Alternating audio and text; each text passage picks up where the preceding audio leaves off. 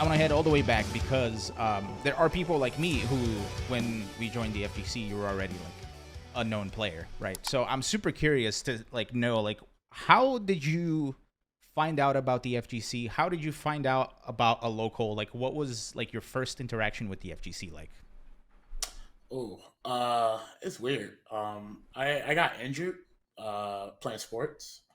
I tore a ligament in my shoulder, so I went to like kind of depression a little bit because like young kid was very competitive and like active. I can't be active and I kind of like lost like what I was gonna do. But while I had a dislocated shoulder, but I was still good at fighting games. So I ran into a friend of mine, CM Sora. Yeah, he was like my training partner for Blaze Blue, and he kind of got me into like going to locals when Super Arcade was a thing back in Walnut. So I used to go there, and then this was right before Ultra came out, and then when Ultra came out, I also was playing Street Fighter, and I was like, I want to play at Ultra, so I went to like WNF, and I went to Rebel Up when it was at the time, so I used to go to those events, and basically I used to go there, and I was still a kid, still growing up, so I was just like going there, just playing. Just trying to like play as much as I can, and that's all I really cared about was just really playing. Like I didn't really care about anything else at the time. Um, and then as I started like seeing that, oh, I can actually be good at this. You know what I mean? Like I'm actually not as bad as I thought it was. And it was just like the progression of like learning and try to like understand tournament. I think the biggest thing when I first started was like breaking my nerves and not Mhm. and learning how to control my nerves. I never really learned how to control my nerves. It was more of just like, when I was playing sports, it's like you put the helmet on, you just go in. You know what I mean? Like, you know what I mean? Like you're nervous, you're gonna fall, you're gonna get ran over. So like you just fight, right? But obviously I can't do that in tournament, right? I Mhm. can't do that on a setup, right? Where I just fight. So I'm like controlling my body and my emotions and my thoughts and stuff like that. So that took a long time. And here I am. I put a lot of I did a lot of stuff near the end of Ultra, but not enough to get exposure. And then when five dropped, I did not like five as much. So I was like, I want to play anime games. I really like Blaze Blue, and I really like Guilty Gear Revelator at the time, or Sign at the time. Mhm. So I said that I'm going to put my time into games that I enjoy, and it paid off really well. And here I am, sitting in this car. Yeah, just chilling. Hell yeah. Uh, Yeah. I'm super curious because I've gotten such a wide range of answers when I ask this. Is there like a moment where you realized like can you recall like a moment where like either where you were at the arcade or whether you were at a tournament where you were like where you went from like a player to like a competitor like Well, I went to Arcade Infinity once, and when I went there, I got my back blown out. Like everybody was literally like grown ass men just beating the hell out of me, and I was just like, oh, okay, cool. I still like this game, but at that time, I just felt like I was just donating my money to the arcade, but it was cool. And then I just thought that was it, but then I found out there was people that actually set up their monitors and set up their uh, consoles, and I was like, "Oh, you guys use monitors? Wow!" I had a 64-inch fatty back Sony TV, so I was amazed. You know what I mean? But obviously, I figured out like, yo, this is like I definitely should like you know start practicing with these things. And I still felt like I was a player. I was a big fan of the games, and I just like competition. So mhm. I just felt like I was just there. But then at a point, I just like like I feel like I'm just too happy where I'm at, and once you start getting good, you start hate being complacent. So I was like, I don't really like just doing this. I actually want to try to win something. And I that's when I felt like 2016, 17. It's where I actually felt like I was Mhm. a player. Yeah, when I actually started like playing. So, Yeah. Hell yeah. and then that year I won uh, 3 tournaments in a row. So Sick. I really felt like that was that year, and here I am cracking out Street Fighter 6 now. It's like I So started all over again. yeah, right. It feels like it's very cyclical. And I specifically wanted to talk about Guilty Gear too, because I think that's how I got to like how I heard about you and how I got to know you by watching you play Guilty Gear. Guilty Gear Revelator, specifically with your Sin. Um, what was the switch from Revelator to Strive like? I'm very curious about that because I feel like there are very good parallels between like Street Fighter 4 and 5 and Revelator 2 and Strive. So what the biggest thing was is like for Rev 2, for me, like when I first started getting into like Guilty Gear, Nerd Josh was living in California at the time, and he had a house, and it was him, Paul, Monique, and they used to host sessions and stuff. I used to go there, and I used to have people I could just actively play all the time.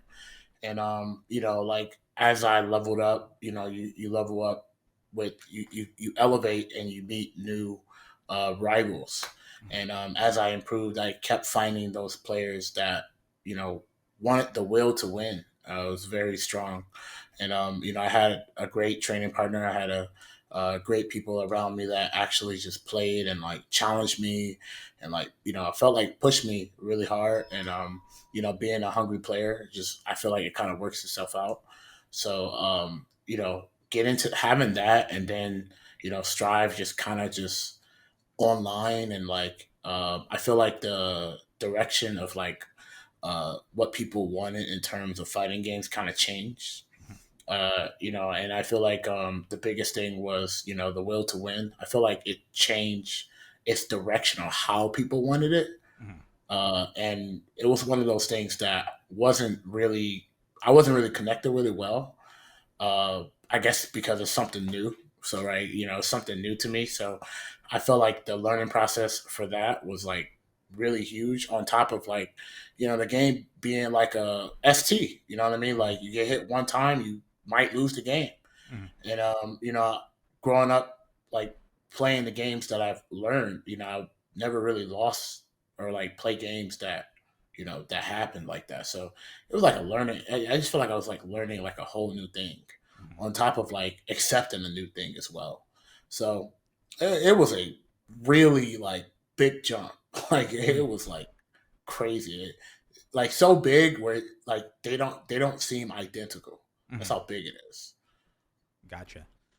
By the way, chat, if you guys have questions for Kizzy K, feel free to type them in the chat now. I'll work them into the interview. So something else that I've noticed. Well, actually, first of all, before we move away from Strive, how did you like Asuka coming out, like the most recent character? Have you gotten a chance to play with him at all? Dude, he's actually the coolest character in the game. Like he is so cool. I feel so bad that he's like locked into like a mechanic that really holds his full power. Mhm. But he is such a fantastic character. If I ever like decide to like want to low back strive and just play, I think he might just be the character I just pick up and play. I just feel like he's just doing a lot of cool things. I like, he's like a cool mage. You know what I mean? It's just he's the gear maker. I Mhm. feel like his aesthetic fits exactly what he is. His cape is fantastic. There's a whole galaxy in his back, Yeah. technically. And I just think he's a cool character. I think really glad Arcs has kind of like finally made him a playable character. Yeah, for sure. Yeah, he was only fightable in one game, but I'm Yeah. glad like Was it Overture? it was Overture. Yeah, believe it or not, like a lot of his moves from that game actually is in the game in Oh, Strive. that's sick. Yeah, and it kind of took like the Overture mechanic and kind of slapped it on there too. It was pretty cool. That's sick. I might have to go watch like one of those YouTube boss fights of Yeah, him in there. Um, yeah. so like you were saying, like you just play a bunch of different games. Our ex co-host Steve Ace King off Suchurik actually posted a question in our Discord, and he wanted to know like what's the most obscure game that you've labbed out that you've played? Obscure game that Yeah. I labbed out. Like game fighting game, Yeah. obscure fighting game. I think the only game that I really felt like that I labbed out and like I knew that this game was like insanely like broken was Kianta. Sick. Yeah. Every time I see that game, it's always a blast. It's a funny game. Like I don't like I know it's like it's supposed to be jokes, but I will actually watch that game if it made main stage evil just because I just want to see everybody's reaction of like what's going on. I just want to see. I'm not laughing at the game. I'm laughing at the reactions of Mhm. people experiencing that game. Yeah, for sure. So yeah, I love that it's always like I think it's a mainstay at this point at Vortex Gallery. So I'm hoping we see it again yeah, this year. it's cool. Yeah, it's a cool game. Hell yeah. Mm. Okay, so the next thing I wanted to talk about is actually something that is to like behind you to the left, King of Fighters, because I've seen recently you've been having some really really good results with King of Fighters. So like, was King of Fighters a game that you've played in the past and are coming back into now, or is like, did you just want to try it and liked it enough to grind it out? Like, what's the situation with King of Fighters? So when I was young, I grew up in a bad neighborhood, South Central LA. Mhm. So uh, I was gang banging was very popular.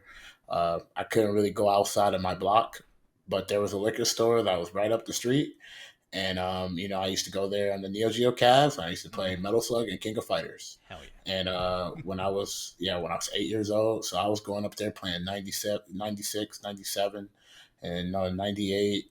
Metal Slug 2, Metal Slug X. You know what I mean? Metal Slug 4, King of Fighters 99, not 99, 98, 2001. I didn't play. I played 99 at home, but 2001, and I naturally always played KOF. That was just like a game that I always played.